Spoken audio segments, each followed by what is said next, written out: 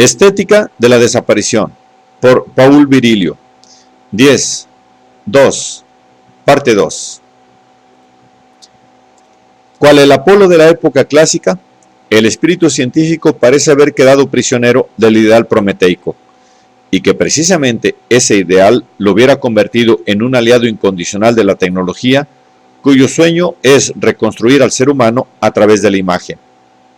Así como la cantante Amanda Lear no podrá separarse del reflejo estereofónico de su belleza, aun sabiendo que un día ésta desaparecerá definitivamente, tampoco Occidente puede separarse de una ciencia que solo es espejo de su inteligencia.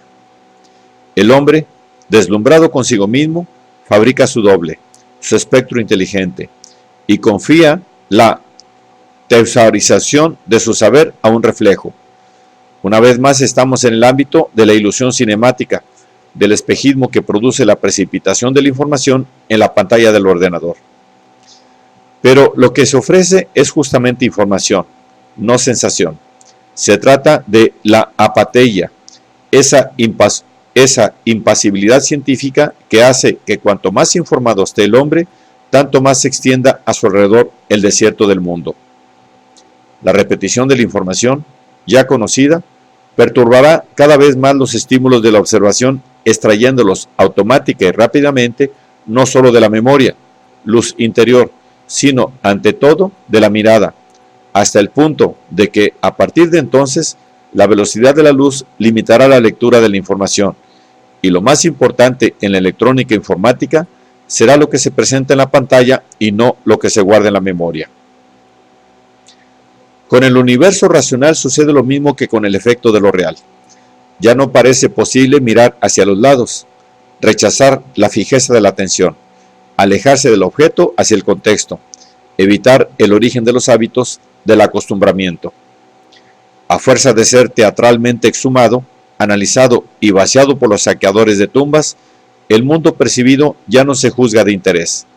Al hojear una colección de fotografías que va desde el siglo pasado hasta nuestros días, vemos en la sucesión de clichés no solo el mundo que sucede y se sucede, sino también y sobre todo cómo se borra paulatinamente el tipo de interés que le dedicamos. En un principio, fundamentalmente centrado en el carácter anónimo de lo cotidiano, el fotógrafo circula entre las cosas corrientes para luego ampliar su radio de acción y convertirse en turista de lo extraordinario, de ruinas y acontecimientos. Intenta copiar los cuadros de época, se consagra al viaje, a la exoticidad, a las actualidades. Todos los polos de atracción pierden interés sucesivamente. En 1934, Walter Benjamin se interesaba por la incapacidad del objetivo fotográfico para captar una barraca o un vertedero de basuras sin transfigurarlos. Al transformar todo lo que la pobreza tiene de abyecto, la ha convertido a su vez en un objeto de placer. Esa etapa del arte fotográfico está hoy superada, pues el fotógrafo, dominado por la indiferencia, no parece capaz ya de encontrar algo nuevo para fotografiar.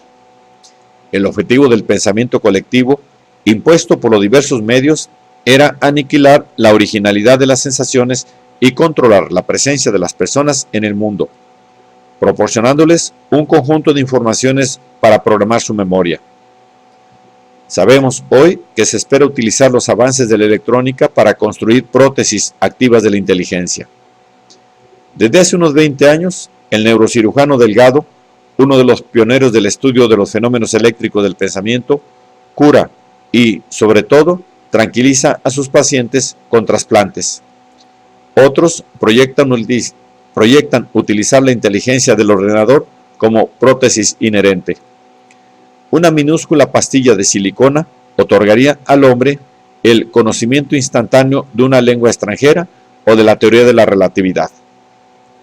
Esos teóricos piensan justificar la operación de ofrecer al hombre una memoria que ya no sería la suya, mediante, una vez más, la aplicación del efecto de desdoblamiento del antiguo espejo prometeico.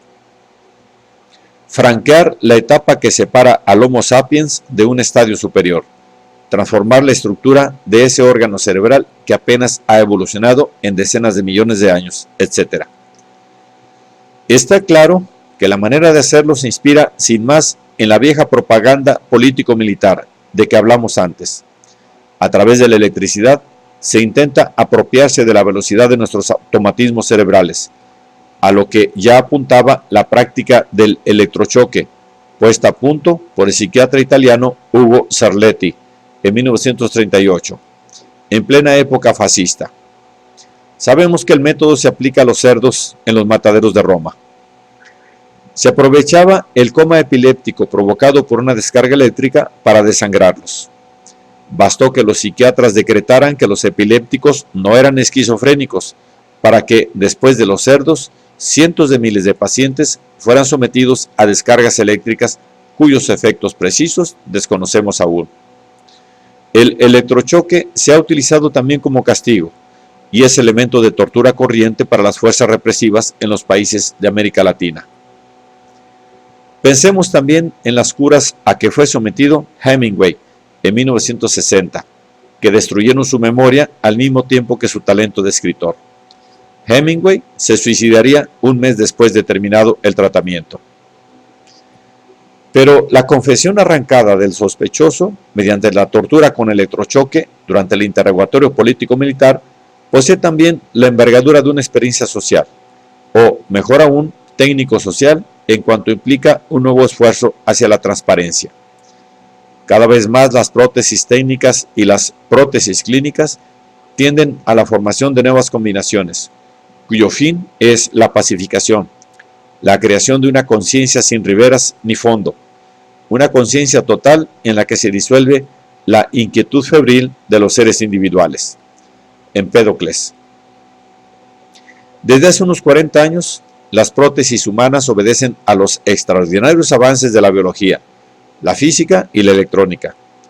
En tan corto lapso hemos pasado de la utilización de aparatos antropomorfos, casi inertes, a sistemas de ayuda activos, especialmente en lo que respecta al campo sensorial, que proporcionan un confort subliminal que, a su vez, genera una crisis de las dimensiones y de la representación.